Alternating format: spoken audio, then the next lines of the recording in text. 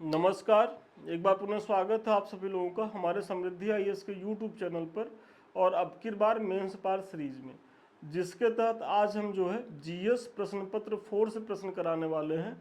और आज का जो हमारा प्रश्न है, स्वामी विवेकानंद के दरिद्र नारायण के सिद्धांत की संक्षिप्त चर्चा कीजिए एवं इसके नैतिक महत्व को जो है वो दर्शाना है। और देखिए 8 अंक का प्रश्न है और यदि ये PYQ भी है, मतलब ये प्रीवियस ईयर्स का आया हुआ प्रश्न है। और यदि आप लोगों ने देखा होगा अपने परीक्षा का जो प्रारूप, तो उसमें आपका जो 4th पेपर है, देखिए प्रत्येक पेपर से 20 क्वेश्चन आते हैं तो आप सभी जान रहे होंगे। और उसमें भी जो स्टार्टिंग के 1 से लेकर के 10 प्रश्न होते हैं वो 8 अंकों के होते हैं और उनको लिखना कितने शब्दों में होता है, 125 शब्दों में। फिर 11 से 20 तक के जो प्रश्न होते हैं वो 200 शब्दों में होते हैं और उनको जो है आपको वो 12 अंक के होते हैं। तो इसी शब्द सीमा के दायरे में ही लिख करके आपको आंसर राइटिंग करना है। ऐसा नहीं है कि किसी चीज़ को लेकर के आपको खूब आ रहा है आप खूब लिखते जाएंगे तो क्या होगा, स्टार्टिंग में तो आपको समय का पता नहीं होगा, लेकिन जो आप, और खासकर वो जब आप फर्स्ट पेपर दे रहे होंगे, क्योंकि जब एक गलती आप कर लेते तो सेकंड थर्ड से आप समझ जाते हैं। लेकिन सोचिए आप मुख्य परीक्षा देने जा रहे हो, पहले ही प्रश्न पत्र में जो है वो गलती कर गए, आपका 4 क्वेश्चन छूट के आ गया, तो वो इतना मनोवैज्ञानिक प्रेशर क्रिएट कर देगा कि आप डर जाएंगे। आपको लगेगा कि यार अब हमारा पेपर ही खराब हो गया। और इसका हम एक उदाहरण भी दे रहे हैं अपने निजी अनुभव से। एक बार हम और हमारे मामा का लड़का था, वो दोनों लोग, मतलब वो उस लड़के के सीनियर हमसे बड़े भैया थे, तो दोनों लोग जो है वो पेपर देने गए। और उस समय क्या होता है कि ऑप्शनल के 2 पेपर होते थे। अभी तो ऑप्शनल आप लोगों का हट गया, ये 2018 के पहले की बात है। आई थिंक कि 2016 के पेपर की बात है। तो 2016 का मैं मेंस लिख रहा था, दोनों लोग। तो उसमें चूंकि 2 पेपर होते थे ऑप्शनल के, तो जीएस तो पहले हो गया और जीएस के जो पेपर होते थे वो ऑब्जेक्टिव होते थे। जैसे आप अभी प्रीलिम्स दे रहे हैं, ऐसे 2 पेपर होते थे। लेकिन जब मेंस के ऑप्शनल में हुआ तो उसको चूंकि ऑब्जेक्टिव वाली चीज़ों में तो उनका बहुत बढ़िया था, इसलिए उनका प्रीलिम्स रुकता नहीं था और वो उनका जीएस भी अच्छा गया। लेकिन यहाँ वो शब्द सीमा को मेंटेन नहीं कर पाए और उनका जो है प्रश्न छूट गया। अब सोचिए वो इतना होपलेस हो गए, उनको लगा कि हम जो है अब मेरा पेपर खराब हो गया। और विश्वास करिए कि जो फर्स्ट पेपर, मतलब जो ऑप्शनल का जो फर्स्ट पेपर था, उसके बाद जो गैप होता, उस गैप में मैं पूरा उनको समझाते ही रह गया कि भैया रुक जाइए, इसके बाद जो है आप अच्छा कर जाएंगे सारी चीज़ें। लेकिन वो उनके ऊपर इतनी हावी हुई वो चीज़ें कि उनका जो है फिर सेकंड पेपर में गए बैठे, वहाँ भी उनका मन नहीं लगे कि हमारा फर्स्ट तो खराब हो गया है, अब तो हम ऐसे ही बाहर हो गए हैं। हालांकि ये डर उनका कुछ ज़्यादा ही था। ऐसा नहीं है कि अगर 1-2 क्वेश्चन आपका नुकसान हो गया तो आप वहीं सरेंडर कर जाइए। आपको लड़ना तो जो है वो अंतिम सांस तक होता है। हो सकता है कि आपका जो है खराब हो गया 1-2 नंबर, तो अगले में आप थोड़ा और अच्छा कर लीजिए। आप जो है नहीं एसडीएम बनेंगे, वीडियो बन जाएंगे, नायब तहसीलदार, कुछ तो बन जाएंगे, लेकिन बाहर तो मतलब आप अगर फिर अगला भी खराब कर दिए उसी के शौक में, तो चीज़ें आप तो बाहर हो गए। लेकिन जनरली इस प्रेशर को बच्चे जो है वो मैनेज नहीं कर पाते। मेरा कहने का मतलब यही है कि इतना हावी हो जाता है कि वो नहीं मैनेज कर पाए, उनका इंटरव्यू कॉल नहीं हुआ। तो वही कह रहे हैं कि आप जो है लिखने का मोह मत पालिएगा कि आ रहा है तो खूब लिखते जाइए, नहीं, ऐसा नहीं करना है। शब्द सीमा में रहते हुए टू द पॉइंट तरीके से लिख के आइए, और उतना ही लिख के आइएगा। अगर 125 शब्द का है, 110-15 शब्दों में भी लिख रहे हैं, लेकिन सारगर्भित लिख रहे हैं, बकवास नहीं कर रहे हैं, तो बहुत अच्छी स्थिति में रहेंगे। ये कुछ टाइम टेबल है, अभी तक तो आप लोगों ने देख ही लिया होगा। इस समय ज़रूर बने रहिए और इसका जो है लाभ उठाइए आप लोग। तो थोड़ा सा, चूंकि इसमें जो है स्वामी विवेकानंद इसके की पॉइंट है और इन्हीं का जो दरिद्र नारायण का जो सिद्धांत है इसी पे प्रश्न है, तो थोड़ा सा विवेकानंद के बारे में बता दीजिए कि विवेकानंद कौन थे। तो विवेकानंद का जन्म जो है वो 12 जनवरी 1863 को कलकत्ता में एक कुलीन कायस्थ परिवार में जो है वो हुआ था। अब यहाँ मुख्य परीक्षा में एक चीज़ और बता दें कि अगर आपको ये नहीं भी याद रहेगा कि उनका जन्म, देखिए 12 जनवरी तो जनरली आप लोग को याद होगा, युवा दिवस के रूप में मनाया जाता है। आपने प्रीलिम्स का फैक्ट पढ़ा होगा। लेकिन अगर डेट नहीं भी याद है या किस कुल में पैदा हुए थे नहीं याद है तो उसकी कोई ज़रूरत नहीं है। यहाँ मैं इसलिए थोड़ा सा लिख देता हूँ कि जब आप पढ़िए तो थोड़ा सा आपकी प्रीलिम्स की भी चीज़ें तैयार होती रहें, और थोड़ा सा फैक्ट लिखेंगे तो क्या है ना कि यूपी जो स्टेट कमीशन होते हैं वहाँ के जो परीक्षक होते हैं वो फैक्ट खोजते हैं। मतलब यूपीएससी में थोड़ी सी चीज़ें कम भी लिखेंगे तब भी आपका चलेगा, लेकिन यहाँ तो आपको फैक्ट देना है। आपको अपने तर्क तथ्य फैक्ट यदि उपयोग करेंगे तो उसका बड़ा सकारात्मक प्रभाव पड़ता है। और अगर कोई टीचर ये कह रहा है कि नहीं आप मेंस में इसकी ज़रूरत नहीं है तो वो आपको मिसगाइड कर रहा है। मत झांसे में आइएगा। अगर आप नहीं देंगे तर्क तथ्य फैक्ट तो आप जो है मेंस पास नहीं करेंगे, क्योंकि ये मैं अपने अनुभव से बता रहा हूँ। ऐसा नहीं कि मैं जितनी बार मेंस लिखा सब मेरा इंटरव्यू क्वालिफाई हुआ, नहीं। करीब करीब मैंने 22 मेंस लिखा जिसमें मैंने कुल मिला के 5 ही इंटरव्यू दिया, बाकी 17 जो है वो वैसे ही रह गए। और कुछ में तो जैसे आर ओ का हुआ तो आर ओ में तो कभी वो इंटरव्यू होता ही नहीं था, तो वो अलग मैटर हो गया। तो वही है कि आपको इस सब चीज़ों को प्रयोग करना चाहिए। और फैक्ट ही ये थोड़ा सा पढ़ लीजिए, क्योंकि आप देख ही रहे होंगे कि आपकी जो प्रीलिम्स में जो पूछने का तरीका है वो कैसे कैसे फैक्ट आयोग जो है वो पूछ रहा है। तो आप कैसे मेंटेन कर पाएंगे, वो इसी तरीके से कर पाएंगे। जब आप पढ़िए तो थोड़ा सा फैक्ट पे भी ध्यान दिया करिए। और जैसे ही एक बार में तो देखिए भूलेंगे, लेकिन 2-3 बार जब पढ़े रहेंगे तो चीज़ें आपकी रिकॉल होती रहेंगी। तो ये हो गया उनका बचपन से ही झुकाव जो है आध्यात्मिकता की ओर था। उन्होंने मानव कल्याण के लिए दरिद्र नारायण का जो है वो सिद्धांत का प्रतिपादन किया, जिसके तहत गरीबों एवं निःशक्त जनों की सेवा को ईश्वर की सेवा के समान माना। मतलब दरिद्र नारायण मतलब उन्होंने जो गरीब है जो निःशक्त है उनकी सेवा को ही ईश्वर की सेवा से जोड़ते हैं, और उन्हीं में जो है वो ईश्वर देखते हैं कि अगर हम किसी वंचित, किसी शोषित, किसी गरीब व्यक्ति की सेवा कर रहे हैं तो एक तरीके से वो ईश्वर की सेवा कर रहे हैं, क्योंकि ईश्वर कौन है, यही जो शोषित वंचित गरीब लोग हैं, उनका ये कॉन्सेप्ट था। उन्होंने देश दुनिया के भ्रमण के दौरान समाज के गरीबों व वंचितों की पीड़ा का जो है वो अनुभव किया। और सही कह रहे हैं कि अभी शायद हम आप इस चीज़ की तीव्रता को नहीं समझ पा रहे हैं, लेकिन इनका जब समय था तो उस समय जो है भारत की स्थिति तो बहुत ही दयनीय थी। हम लोग एक तरीके से औपनिवेशिक गुलाम थे ब्रिटेन के, और मतलब अकाल भुखमरी से भारत की मतलब 2/3 जो है वो जनता प्रभावित थी। तो ऐसी स्थिति में ये बहुत ज़्यादा जो है, जो भी संत महापुरुष होते हैं वो बहुत परेशान होते हैं। तो उनको भी लगा कि भाई इनके लिए शोषित जो वंचित समाज है, जो दरिद्र लोग हैं, जो गरीब निर्धन लोग हैं, इनके लिए कुछ बेहतर प्रयास होने चाहिए। और इसी के तहत इन्होंने जो है वो कॉन्सेप्ट दिया है। दरिद्र नारायण का यह सिद्धांत समाज के गरीब, निःशक्त तथा हाशिए पर पड़े लोगों के दुखों के निवारण का जो है वो प्रयास है। यह निस्वार्थ भाव से जरूरतमंदों की सेवा करने को प्रेरित करता है। मतलब यहाँ जो है भाई आप अगर किसी गरीब के लिए, किसी वंचित के लिए कुछ कर रहे हैं तो ऐसा ना हो कि आप उसको करने के पीछे अपनी महानता को साबित करिए। या आज क्या है मतलब हद तो तब होती है कि हम कभी कभी देखते हैं कि जैसे किसी का बर्थडे हुआ तो उनको लगा कि आज हम जो है कुछ दान पुण्य का काम करते हैं। तो ठीक है, वहाँ तक तो सही है कि भाई आपका जन्मदिन है या आपके पेरेंट्स की पुण्यतिथि है, किसी माता पिता की, किसी की, तो आप वहाँ तक सोच रहे हैं तो अच्छी बात है।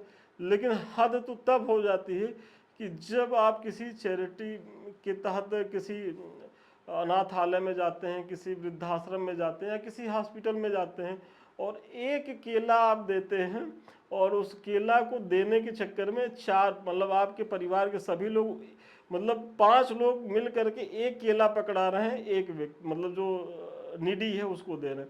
तो ये आप जो है दान पुण्य नहीं कर रहे हैं, ये आप अपनी टीआरपी बढ़ा रहे हैं। मतलब सोशल मीडिया पे जो है आप ये साबित करने का प्रयास कर रहे हैं कि आप कितने उदार हैं, कितने दानवीर हैं। लेकिन ये आपकी उदारता दानवीरता को नहीं दिखाता है ऐसे प्रयास, ये आपके उथलापन और आपके सतही सोच को बताता है। और वही यहाँ जो है विवेकानंद जी का कहना है कि भाई ये जो प्रयास होने चाहिए ये निस्वार्थ होने चाहिए। मतलब आपके मन में ये भावना नहीं आनी चाहिए, मतलब ये सब ऐसे प्रयास तो छोड़ दीजिए। आपके मन में ये भावना भी नहीं आनी चाहिए कि मैंने किसी गरीब के लिए मतलब आज ये काम किया, नहीं, क्योंकि वो गरीब नहीं है, वो ईश्वर है और आप ईश्वर की सेवा कर रहे हैं, मतलब आप भगवान की सेवा कर रहे हैं। मतलब सोचिए कितनी चीज़ों को कहाँ से लेकर के कहाँ जोड़ रहे हैं। और आप सोचिए कि ईश्वर तो सब कुछ देने वाले हैं और आप उन्हीं देने वाले की सेवा कर रहे हैं, उसी दाता की सेवा कर रहे हैं। अगर आप दाता को कुछ अर्पित कर रहे हैं तो आप में वो और वो ग्रहण कर रहा है तो वो उसकी महानता है, न कि आपकी महानता कि आप उसको दे रहे हैं। आप क्या दे पाएंगे भाई, ईश्वर को कौन क्या दे पाएगा, आप बताइए। और इसीलिए वो जो है, जो शोषित है, जो वंचित, जो दरिद्र है, उनको जो है वो ईश्वर से जोड़ते हैं, ये चीज़ें हैं। और यही जो है आपके प्रश्न का मूल है, यही इसी को आपको बताना है। आज जब देश दुनिया में सामाजिक असमानता पहले की तुलना में और बढ़ती जा रही है, मुट्ठी भर लोगों के बीच धन का जो है वो संकेंद्रण होता जा रहा है, एवं एक बड़ी आबादी अपनी मूलभूत आवश्यकताओं को पूरा नहीं कर पा रही है, ऐसे में इस सिद्धांत की जो महत्ता और अधिक बढ़ जाती है। क्योंकि आपके प्रश्न में ये डिमांड है ना कि जो ये जो दरिद्र नारायण का कॉन्सेप्ट है, इसकी प्रासंगिकता क्या है वर्तमान समय में। तो वर्तमान समय में चूंकि आप देख रहे होंगे कि जो अमीर और जो गरीब के बीच का जो दायरा है वो बढ़ता जा रहा है। किसी के पास इतना हो जा रहा है कि वो खा खा के मर जा रहा है, और किसी के पास इतना कम है कि वो खाने के बिना मर रहा है। तो ये जो दो चीज़ें हैं, तो इसके जो गैप को है वो भरने की ज़रूरत है। मतलब आप ऐसे देखिए कि अभी भारत के जो सबसे रिचेस्ट पर्सन है मिस्टर मुकेश अंबानी के बेटे की शादी हुई, उसमें सोचिए कि कितना मतलब पैसा खर्चा किया गया किस तरीके से। और वही आज भी समाज में बहुत से ऐसे लोग हैं जिनको अपनी बहन बेटियों की शादी में कितना संघर्ष करना पड़ता है बेसिक नीड पूरा करने के लिए। तो समाज को ऐसा बनाया जाए कि भाई किसी के पास इतना ना हो जाए कि मतलब वो एक तरीके से मतलब अब क्या कहा जाए कि मुकेश अंबानी हो जाए, और किसी के पास ऐसा ना हो कि वो एकदम निर्धन हो जाए। थोड़ा सा जो वितरण है संसाधनों का वो बहुत रेशनल तरीके से हो।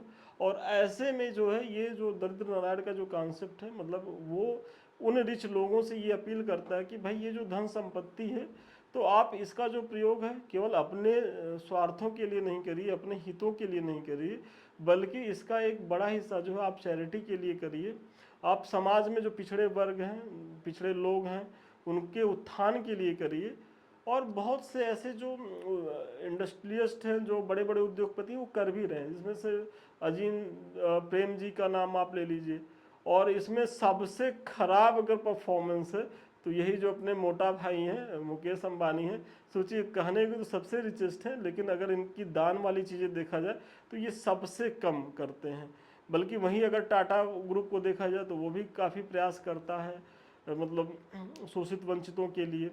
तो यही चीज़ें हैं, इसके माध्यम से यही प्रयास किया जा रहा है कि भाई आप जो है समाज के सभी लोगों को जो है वो आर्थिक रूप से सशक्त बनाया जाए। स्वामी जी का यह कथन कि एकमात्र ईश्वर जिसका अस्तित्व है, एकमात्र ईश्वर जिस पर मैं विश्वास करता हूँ, वह दीनहीन व दुखी लोगों में जो है वो निवास करता है। मतलब कितनी बड़ी बात वो इस लाइन में कर रहे हैं कि भाई हम जो एकमात्र ईश्वर है जिन पे वो विश्वास करते हैं, वो कहाँ निवास करता है, तो वो इन्हीं दीनहीन दुखी लोगों में वो निवास करता है। और इनकी सेवा ही सच्ची ईश्वर की जो सेवा, अगर आप इनकी जो है आर्थिक स्थिति को उठाने के लिए प्रयास करिए, सामाजिक स्थिति बेहतर बनाने का प्रयास करिए, तो यही जो है आपकी सच्ची सेवा है। वर्तमान उपभोक्तावादी एवं व्यक्तिवादी समय में समाज को नैतिकता के मार्ग पर चलाने के लिए पथ प्रदर्शक का कार्य कर सकता है। मतलब ये जो स्वामी जी का जो स्टेटमेंट है वो वर्तमान समय में कितना प्रासंगिक है, इसके माध्यम से आप बता रहे हैं। चलिए, आगे बढ़ने से पहले हर बार की तरह एक सूचना देख लीजिए। और आप लोग कहते होंगे सर ये हमारा 1 मिनट 1.5 मिनट आप लोग बेकार कर देते हैं। देखिए, बेकार इसलिए मुझे भी लगता है कि एक बार दो बार आप लोगों को बता दिए तो पता तो चल ही जाता होगा, लेकिन इसलिए कहते हैं कि हमको पीछे से प्रेशर होता है हमारी टीम के द्वारा क्योंकि अगर ये प्रमोशन नहीं होगी, चीज़ें नहीं होगी, आप लोगों के पास नहीं जाएंगे, तो आप लोग इससे जानेंगे कैसे, जुड़ेंगे कैसे? अगर जुड़ेंगे नहीं तो संस्थान आगे कैसे बढ़ेगा? तो थोड़ा सा जानिए। ये अब की बार मेंस पार जो हमारा बैच है और शून्य से शिखर, ये 2 बैच है, दोनों मेंस आंसर राइटिंग को लेकर के समर्पित है। और ये जो है ये इस बार जो बच्चे दे रहे हैं मेंस उनके लिए है, क्योंकि यहाँ जो है डेली 6 से 8 क्वेश्चन करवाए जा रहे हैं आपको, और प्रत्येक पेपर से। इसका प्रयास यही है कि 15 जून के पहले पहले आपके टॉपिक से संबंधित जो भी महत्वपूर्ण क्वेश्चन बन सकते हैं, जो महत्वपूर्ण PYQs हैं, वो करा दिए जाए। मतलब जब आप परीक्षा जाइए तो कम से कम आपके पास 500 प्रश्नों का संस्थान के द्वारा दिया गया मॉडल आंसर हो विथ टॉपिक वाइज, ताकि अगर आप इसको भी रिवीजन करके जाइए तो बहुत बेहतर स्थिति में रहिए। और दूसरा हमारा शून्य से शिखर बैच है, ये देखिए वर्ष भर चलने वाला हमारा प्रोग्राम है, और इसमें प्रक्रिया वही होती है, बस यहाँ क्वेश्चन थोड़ा ज़्यादा होते हैं, त्वरित गति से दिए जाते हैं, और यहाँ 2 से 4 प्रश्न होते हैं। मतलब अगर आप चाहेंगे तो आप और ज़्यादा कर सकते हैं, यदि आपको बहुत फास्ट चलना तो आप इसमें आ जाइए, वो आपकी क्षमता के ऊपर डिपेंड है। चूँकि ये अभी टाइम होता है, वर्ष भर चलने वाले प्रोग्राम है, तो यहाँ क्या है कि डेली आपको इतना ही दिया जाता है कि आप अपने टॉपिक को बहुत ध्यान से पढ़ लीजिए। आपके पास जो भी सोर्स है उसे खूब बढ़िया से पढ़ लीजिए, आपका ज्ञान बढ़ जाए, तब आप आंसर राइटिंग करिए। और जब आप आंसर राइटिंग करके भेजेंगे तो इसी तरीके से आपके उत्तर का मूल्यांकन होगा, कि मतलब इसमें भी आप जो कमी करेंगे वो आपको बताया जाएगा। और फिर जब सबकी कॉपी चेक हो जाएगी तो इस तरीके से जो है वो मॉडल आंसर भी दिया जाएगा। तो इन दोनों बैचों में से जिसके लिए आप योग्य हैं, जुड़िए, उसका लाभ उठाइए, क्योंकि ये बहुत ही लाभदायक है मुख्य परीक्षा को लेकर के। फिर अब निष्कर्ष दीजिए कि विवेकानंद के इसी सिद्धांत का अनुसरण करते हुए कई धर्मार्थ संस्थाएं, NGO निस्वार्थ भाव से गरीबों की सेवा में जो है वो लगे हुए हैं। इनके दरिद्र नारायण सिद्धांत का महत्व बाद के समय के समाज सेवियों एवं नैतिक विचारकों ने भी जो है वो स्वीकार किया है। मतलब इनके समय में तो ये चीज़ें थी ही भाई, जब ये खुद थे तब तो इनकी चीज़ों को लोग प्रश्रय दे रहे थे, लोग काम कर रहे थे, लेकिन उसके बाद इनकी चीज़ों को लेकर के और ज़्यादा गति आई है। और आज इसी तरीके से आप देख रहे हो तमाम ऐसे NGOs हैं, धर्मार्थ संस्थाएं हैं, बहुत बड़े बड़े उद्योगपति हैं, जो मैंने पीछे बताया है कि वो इस दिशा में काम कर रहे हैं। महात्मा गांधी एवं मदर टेरेसा के विचारों में स्वामी जी के दरिद्र नारायण की संकल्पना को जो है वो प्रमुखता से देखा जा सकता है। बहुत महत्वपूर्ण लाइन है, क्योंकि आप ये जान रहे हो कि महात्मा गांधी और मदर टेरेसा जो है ये हमारे देश की महान विभूतियां हैं, और इनके भी जो प्रयास में आप देखेंगे भाई, मदर टेरेसा जो है वो आजीवन जो है हेल्थ सेक्टर में काम करी, वो भी किन के बीच में जो इस खर्चे को अफोर्ड नहीं कर सकते थे। मतलब निःशुल्क और सस्ते कीमत पे जो है दवा उपलब्ध कराना गरीबों को, वंचितों को। और इसी तरीके से जो महात्मा गांधी का भी जो प्रभाव दिखता है वो अर्थव्यवस्था के क्षेत्र में, तो उस पर भी जो है ये दरिद्र नारायण का जो कॉन्सेप्ट है, और इसीलिए देखिए ये छुआछूत का बहुत प्रमुखता से विरोध करते हैं, और वो उस समय करते हैं कि जब समाज इन कुरीतियों से बहुत गंभीर रूप से जकड़ा हुआ था। और इसीलिए गांधी जी की खुद ही इनकी पत्नी के द्वारा भी आलोचना की गई थी, लेकिन पत्नी को बाद में समझ में आ गया कि भाई हमारे जो हस्बैंड है इनका उद्देश्य कितना बड़ा है, इनकी सोच कितनी बड़ी है, तो फिर बाद में वो है उन्हीं के हिसाब से जो है ढलती चली गई। क्योंकि मैंने कहीं वीडियो में देखा था इस चीज़ को लेकर के, नहीं, जो गांधी मूवी आई थी उस मूवी में दिखाया गया कि स्टार्टिंग में पति पत्नी में भी इन सब चीज़ों को लेकर के समस्याएं आती थी, लेकिन बाद में चीज़ें सामान्य होती चली गई। तो इसी तरीके से आपको अपने निष्कर्ष में भी अगर कुछ महत्वपूर्ण पर्सनालिटी को जोड़ पाइए तो जोड़ के लिखिएगा, तो थोड़ा सा और ज़्यादा आपका निष्कर्ष जो है प्रभावी होगा। तो चलिए आज के प्रश्न का उत्तर यहीं तक था, बहुत शानदार प्रश्न था। और देखिए इस तरीके के स्टेटमेंट बेस्ड जो है वो प्रश्न बनते रहते हैं, और जनरली ये 4 नंबर में, सॉरी 8 नंबर में आते हैं, ये फुल में नहीं आते हैं। तो जैसे जवाहरलाल नेहरू जी का कथन हुआ, महात्मा गांधी जी का, विनोबा भावे का, रविन्द्रनाथ टैगोर का, फिर जो समाज सुधारक है चाहे राजा राम मोहन राय हुए, दयानंद सरस्वती हुए, विवेकानंद हुए, तो इन सब चीज़ों को लेकर के तो आप अवेयर रहिए ही रहिए। गौतम बुद्ध हुए, महात्मा जैन हुए, तो यहाँ से जरूर प्रश्न आते हैं, प्रत्येक वर्ष आते हैं। तो यही 6, 7, 8, 10 पर्सनालिटियाँ इन्हीं से आते हैं। तो इन्हीं को यदि आप कवर कर लेंगे, जो कि मैंने अपने जो मेरा टेस्ट सीरीज बैच है वहाँ तो मैंने कराया ही है, तो आपको अगर यहाँ से प्रश्न आएगा तो फिर गलत नहीं होगा।